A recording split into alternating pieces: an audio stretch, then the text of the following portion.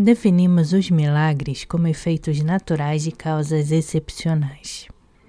A ação imediata da vontade humana sobre os corpos, ou ao menos esta ação exercida sem meio visível, constitui um milagre na ordem física. A influência exercida sobre as vontades ou inteligências, quer repentinamente, quer num tempo dado, capaz de prender os pensamentos, mudar as resoluções mais firmes, paralisar as paixões mais violentas, constitui um milagre na ordem moral. O erro comum relativamente aos milagres é considerá-los como efeitos sem causas, como contradições da natureza, como resoluções repentinas da imaginação divina. E ninguém pensa que um único milagre desta sorte romperia a harmonia universal e mergulharia o universo no caos. Há milagres impossíveis ao próprio Deus. São os milagres absurdos. Se Deus pudesse ser absurdo um único instante, nem ele nem o mundo não existiriam mais no instante seguinte. Esperar do arbitrário divino um efeito cuja causa se desconhece ou não existe é o que se chama tentar Deus, precipitar-se no vácuo. Deus age pelas suas obras. No céu, opera pelos anjos e na terra pelos homens.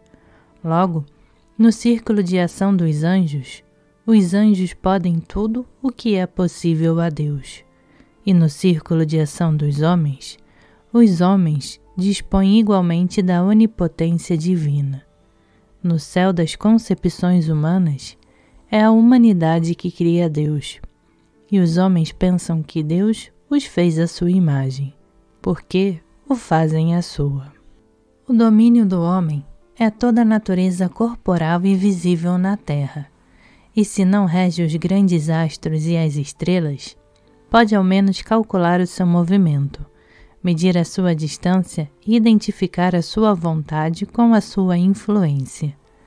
Pode modificar a atmosfera, agir até certo ponto sobre as estações, curar e fazer ficar doentes seus semelhantes, conservar a vida e dar a morte. E pela conservação da vida entendemos, como dissemos, em certos casos, até a ressurreição. O absoluto, em razão e vontade, é o maior poder que seja dado ao homem alcançar, e é por meio deste poder que opera o que a multidão admira sob o nome de milagres. A mais perfeita pureza de intenção é indispensável ao taumaturgo. Depois, lhe é necessário uma corrente favorável e uma confiança ilimitada. O homem que chegou a nada desejar e a nada temer é o Senhor de tudo.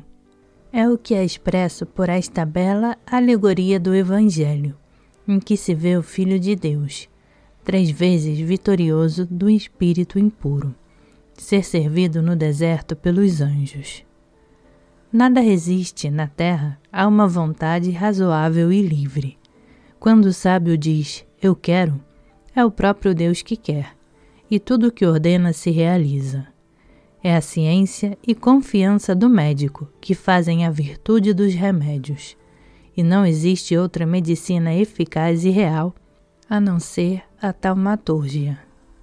Por isso, a terapêutica oculta é isenta de qualquer medicação vulgar. Emprega principalmente as palavras, as insuflações, e comunica pela vontade uma virtude variada às substâncias mais simples, a água, o óleo, o vinho, a cânfora e o sal. A água dos homeopatas é verdadeiramente uma água magnetizada e encantada que opera pela fé.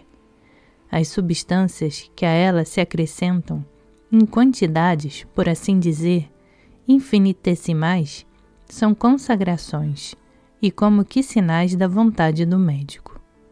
O que vulgarmente é chamado charlatanismo é um meio de sucesso real na medicina, se este charlatanismo é bastante hábil para inspirar uma grande confiança e formar um círculo de fé.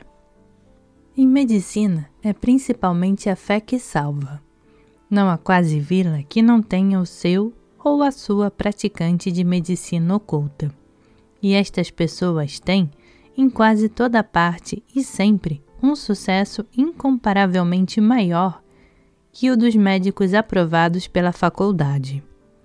Os remédios que prescrevem são, muitas vezes, ridículos ou bizarros, e têm ainda mais sucesso, porque exigem e realizam mais fé da parte dos pacientes e operadores. Um antigo negociante, nosso amigo, homem de um caráter bizarro e um sentimento religioso muito exaltado, depois de se ter retirado do comércio, pôs-se a exercer gratuitamente por caridade cristã a medicina oculta, num departamento da França. Só empregava, para específicos, o óleo, as insuflações e as preces.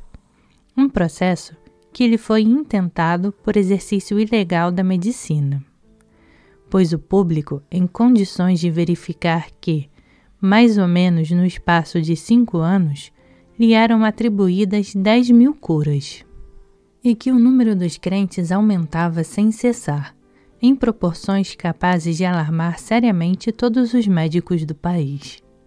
Vimos em Mães uma pobre religiosa que diziam ser um pouco idiota, a qual curava todos os doentes dos campos vizinhos com um elixir e um esparadrapo de sua invenção. O elixir era para uso interno, o esparadrapo para uso externo. Deste modo, nada escapava a esta panaceia universal. O emplastro nunca era pregado na pele, a não ser nos lugares em que era necessária sua aplicação. Aliás, em toda parte, ele se enrolava e caía. Não menos é o que pretendia a boa irmã e o que afirmavam seus doentes. Essa taumaturga teve também processos de concorrência, porque empobrecia a clientela de todos os médicos do país. Foi rigorosamente enclausurada, mas logo foi preciso dá-la, ao menos uma vez por semana, ao desejo e à fé das populações. Vimos, no dia das consultas da irmã Joana Francisca, pessoas do campo, chegadas na véspera, esperar a sua ocasião, deitadas à porta do convento. Aí tinham dormido sobre a pedra, e esperavam para voltar só o elixir e o emplastro da boa irmã. O remédio sendo o mesmo para todas as doenças, pareceria que ela não tinha necessidade de conhecer os sofrimentos dos seus doentes.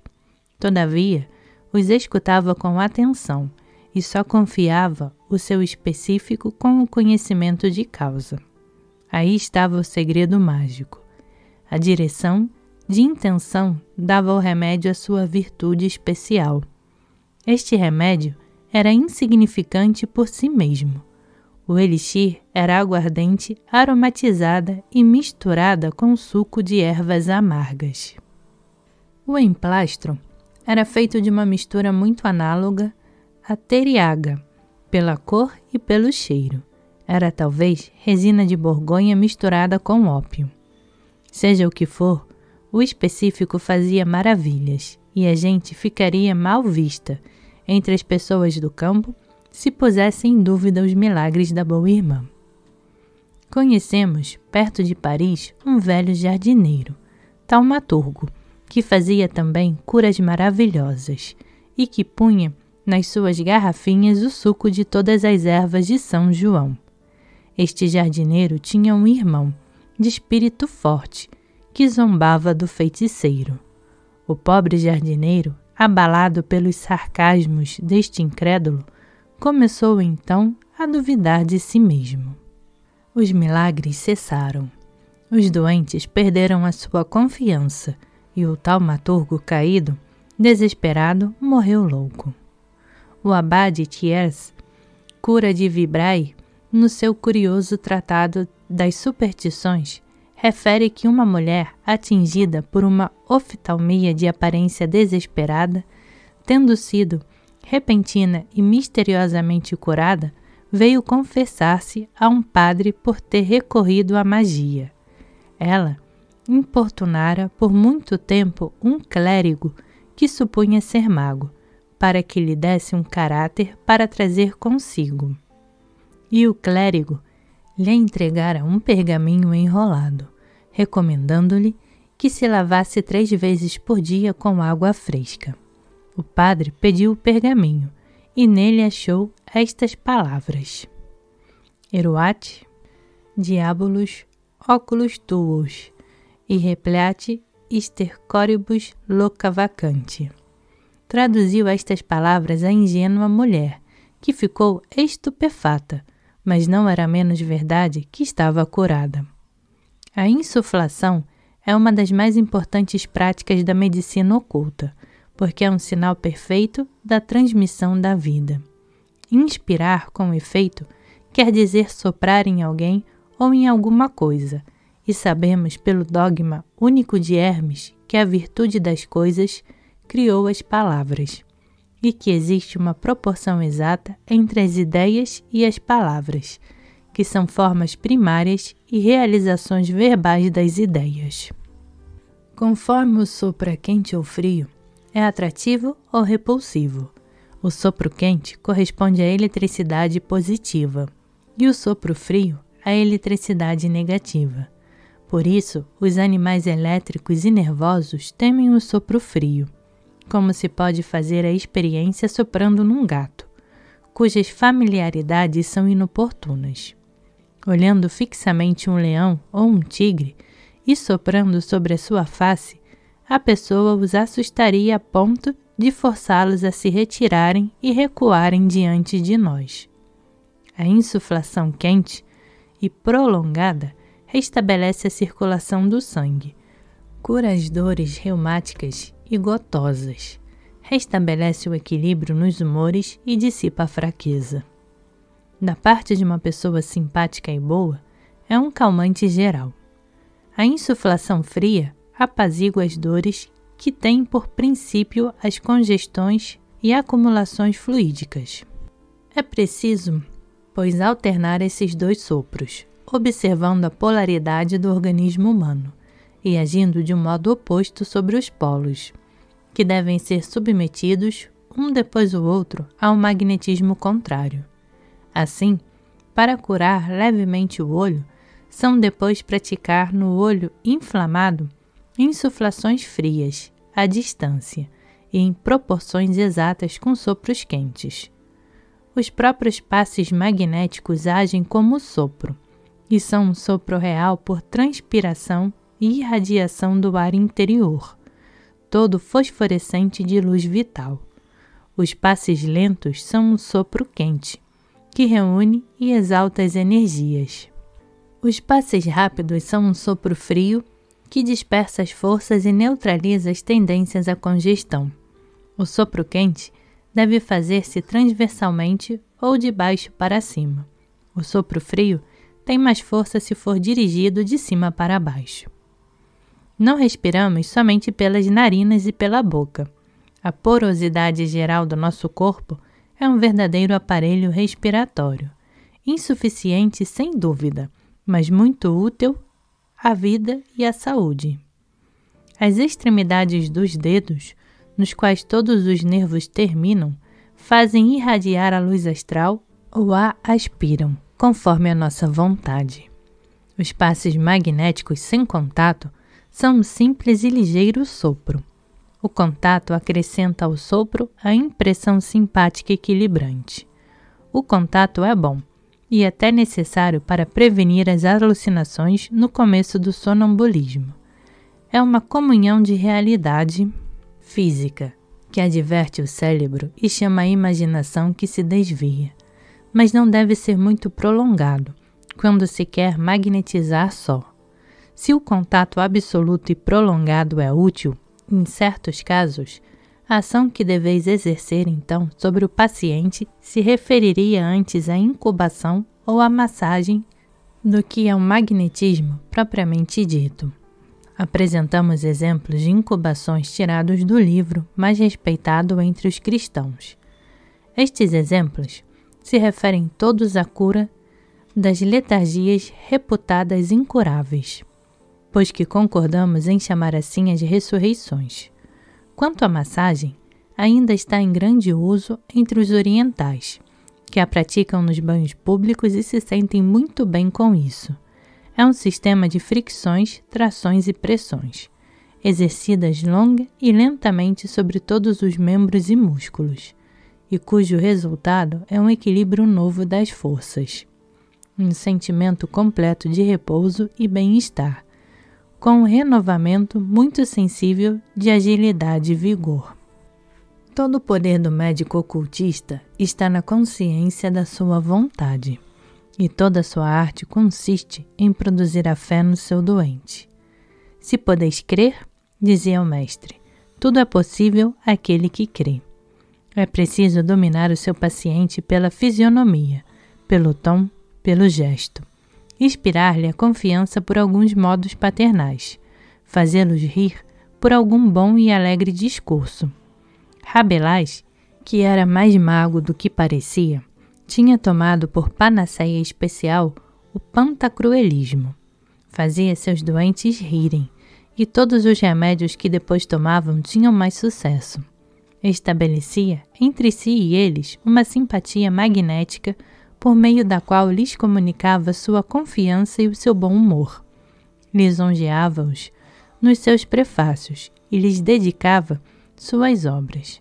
Por isso, estamos convencidos que Gargantua e Pantacruel curaram mais humores negros, mais disposições à loucura, mais manias atrabiliárias, nesta época de ódios religiosos e guerras civis, do que a faculdade de medicina inteira teria podido constatar e estudar então. A medicina oculta é essencialmente simpática. É preciso que uma afeição recíproca, ou ao menos uma boa vontade real, se estabeleça entre o médico e o doente.